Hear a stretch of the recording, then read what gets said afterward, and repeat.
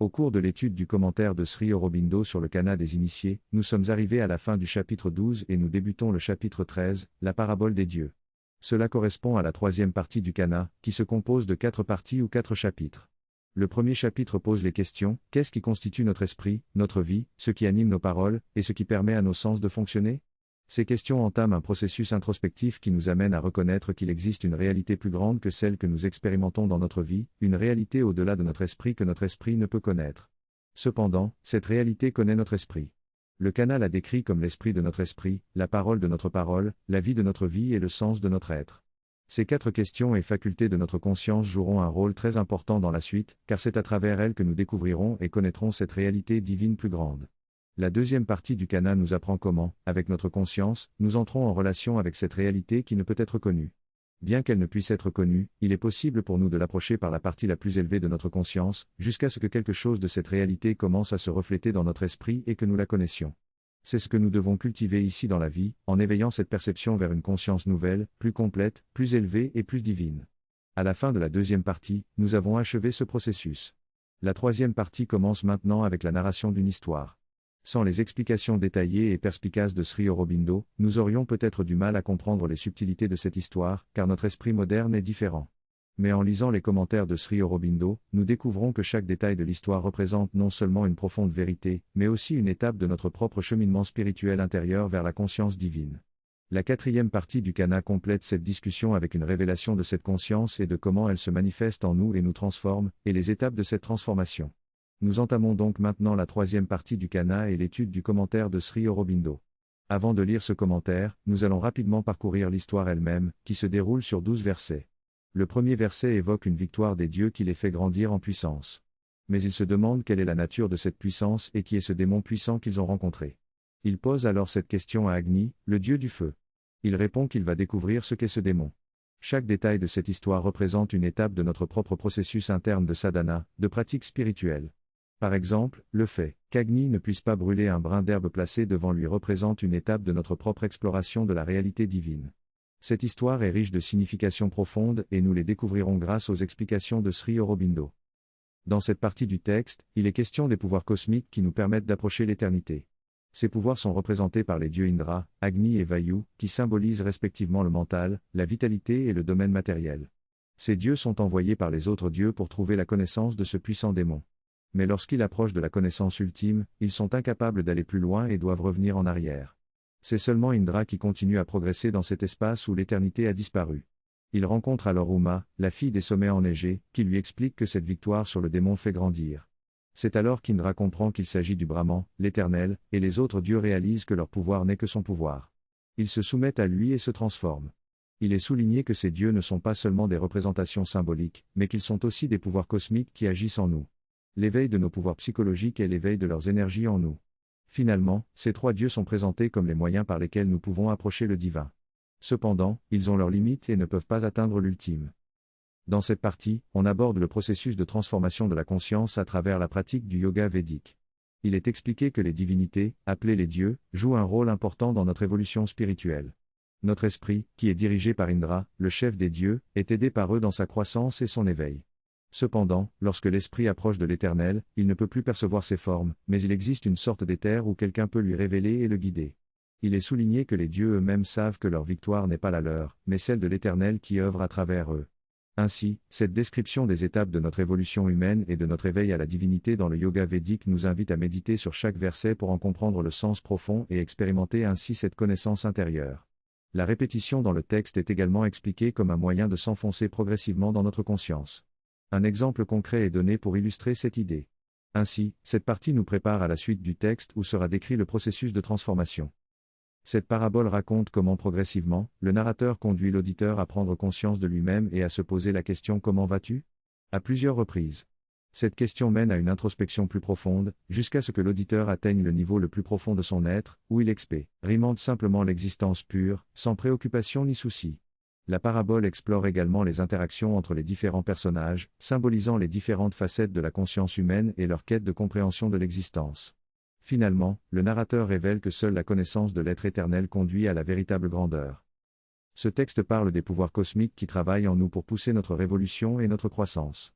Il souligne que notre état de révolutionnaire consiste à reconnaître que notre intelligence, notre force et notre capacité ne sont en réalité que le résultat de la puissance et de la connaissance de Dieu en nous. C'est sa croissance en nous qui est la véritable victoire. L'auteur explique ensuite que la parabole des dieux est une narration symbolique avec une signification profonde, conçue pour nous conduire à une expérience. Il suggère que la connaissance est le moyen suprême pour atteindre notre aspiration et pénétrer dans la conscience suprême de Dieu. Les dieux représentent les différentes facultés psychologiques en nous, et en éveillant notre mental, nous établissons un lien avec la conscience divine. L'auteur explique que cette prise de conscience mentale constitue un pont entre notre conscience humaine et la conscience divine. La parabole est considérée comme frappante car elle éveille une révélation en nous et nous fait prendre conscience que notre grandeur n'est rien en comparaison de celle de Dieu. La parabole raconte comment les dieux se sont rendus compte que leur victoire apparente n'était en réalité qu'une manifestation de la grandeur de Dieu. Dans ce passage, l'auteur parle des histoires des piranhas qui ont le pouvoir de transformer. Ces histoires sont accessibles aux enfants, mais même en grandissant, elles continuent à résonner en nous. Elles agissent comme un virus informatique dans notre esprit, influençant subtilement nos pensées et nos émotions. L'auteur compare ces histoires à des archétypes qui résonnent avec différentes parties de notre personnalité.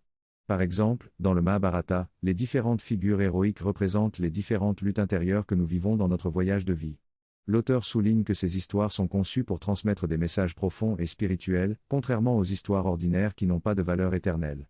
Il conclut en disant que nous sommes prêts à plonger dans la signification plus profonde de ces histoires, car elles peuvent avoir un impact significatif sur notre vie. En résumé, les histoires ont le pouvoir de nous transformer et de nous guider dans notre voyage spirituel. Dans notre conscience, nous sommes constamment confrontés à des dilemmes, dois-je faire ceci ou cela ? La véritable bonté réside dans le choix de ce qui favorise une évolution positive, non pas en termes moraux, mais pour le bien de tous, pour un bien plus profond et universel. La lumière, la joie, la beauté, la force et la maîtrise représentent des vérités plus profondes et auto-existantes qui doivent être mises en avant. C'est dans cette bataille éternelle entre les dieux et les forces du déni que les dieux sortent victorieux. Cette victoire est un processus continu, jalonné de défis et de limites qui nécessitent de nouvelles victoires. Les forces anti-divines ont pour rôle de nier ce qui n'est pas parfait. Pourtant, chaque victoire des dieux est une affirmation positive qui pointe vers le Brahman, l'essence divine, mais qui ne peut jamais le représenter complètement. Ainsi, la négation des forces obscures et limitantes est essentielle pour forcer la reconnaissance de notre insuffisance et continuer à avancer vers la réalisation du Brahman. La dualité de l'expérience humaine, entre lumière et obscurité, n'est pas jugée négativement, mais plutôt comme une condition nécessaire à la croissance de l'âme. Les dieux jouent un rôle d'aide dans ce voyage vers l'accomplissement de soi, mais à un certain stade, nous devons transcender et chercher le Brahman véritable au-delà de cette réalité finie. Pour aller au-delà de la dualité des dieux et des forces opposées, il faut savoir que ceux-ci ne peuvent vous aider qu'à un certain point. Une parabole que nous étudions actuellement illustre bien cela. Les dieux nous ont conduits aussi loin qu'ils ont pu pour l'instant, mais au lieu de dire que cela suffit, ils nous aident en nous montrant ce qui manque, ce dont nous avons besoin. On peut voir cela comme l'opération du côté sombre, qui nous dit que cela n'est pas suffisant, qu'il y a plus à faire.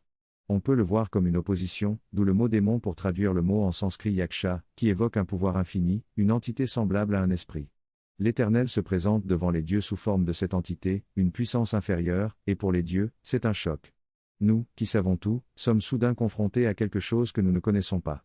Cela signifie qu'il reste quelque chose de plus à conquérir, quelque chose que l'on nous oppose, qui nous met au défi.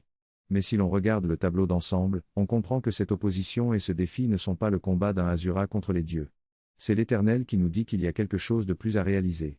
Ainsi, il faut réaliser qu'il n'y a rien dans l'univers qui soit réellement négatif au sens religieux, à rejeter ou à écarter.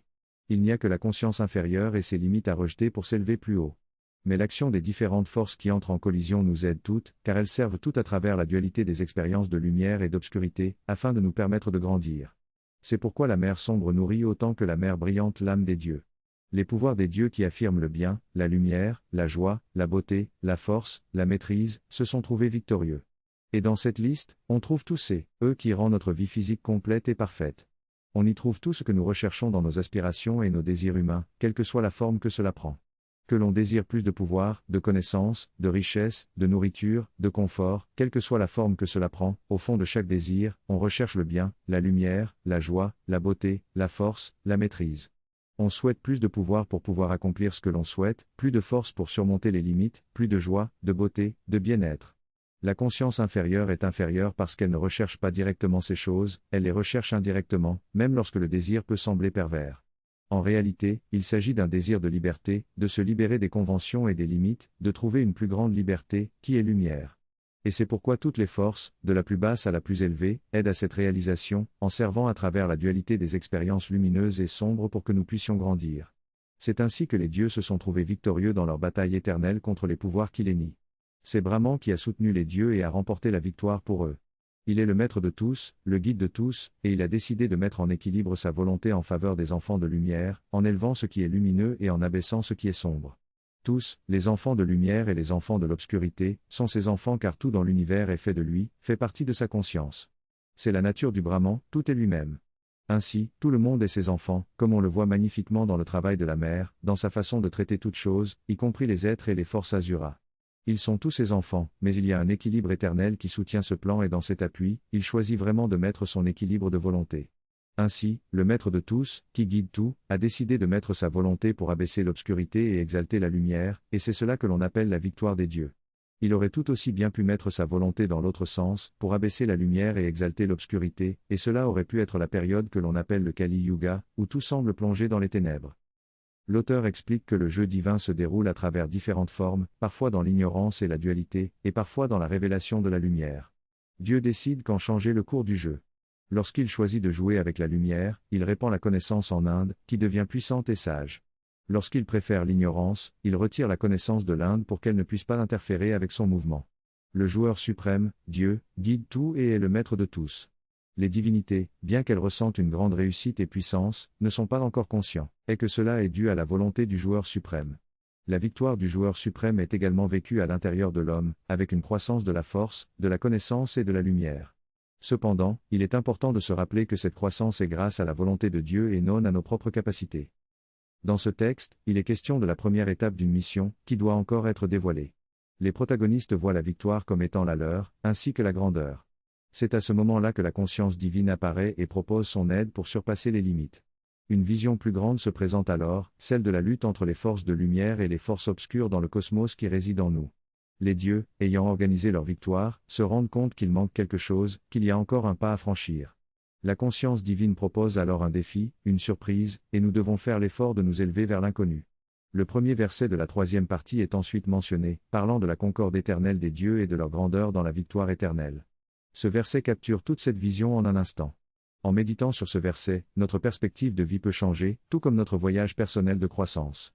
Le prochain verset à explorer parle du nouveau éternel, de cette présence démoniaque et inconnue qui nous pousse à chercher à connaître l'inconnu. La réflexion sur ces versets se poursuivra le prochain dimanche.